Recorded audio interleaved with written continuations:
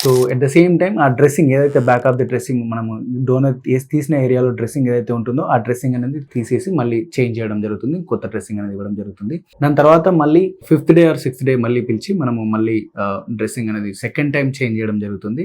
Second time తీసేసిన తర్వాత most of the time third dressing అనేది అవసరం ఉండదు. అప్పటికి హీలింగ్ అనేది కంప్లీట్గా స్టార్ట్ అయిపోయి ఉంటుంటుంది. ఎందుకంటే మనం చేసే gold standard technique FUE technique కాబట్టి FUE టెక్నిక్లో మనం ఏంటంటే ఓన్లీ చిన్న small pin holes type of punches ఉంటాయి కాబట్టి మనం ఓన్లీ ఆ చిన్న చిన్న ఏరియాస్ ఏదైతే ఉందో ఆ సర్క్యులర్ ఎఫెక్ట్స్ అనేది కంపల్సరీగా 4-5 డేస్లో అనేది హీలింగ్ అనేది స్టార్ట్ అయిపోతుంది. So at the same time back of the హెడ్లో హెయిర్ అనేది మనము ఆఫ్టర్ మనం చేసిన హెయిర్ ట్రాన్స్ప్లాంట్ చేసే టైంలో మనం ట్రిమ్ చేసిన హెయిర్ అనేది మనకు 4th 5th డేలో మనకి నార్మల్గా గ్రోత్ అనేది మనకి కనిపించి కవర్ అయిపోతుంది కూడా.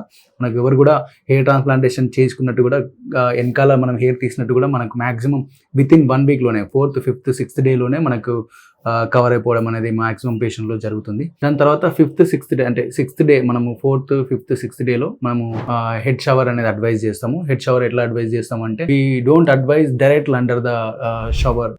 ఏదైతే కొంచెం chemical free or less toxic ఉండే షాంపూస్ తీసుకొని వాటిని వాటర్లో మిక్స్ చేసుకొని, ప్రిఫరబుల్లీ బేబీ షాంపూస్, దాన్ని ఒక మగ్తోని మనము పోర్ చేసుకోవడం అని చెప్తాం మనము.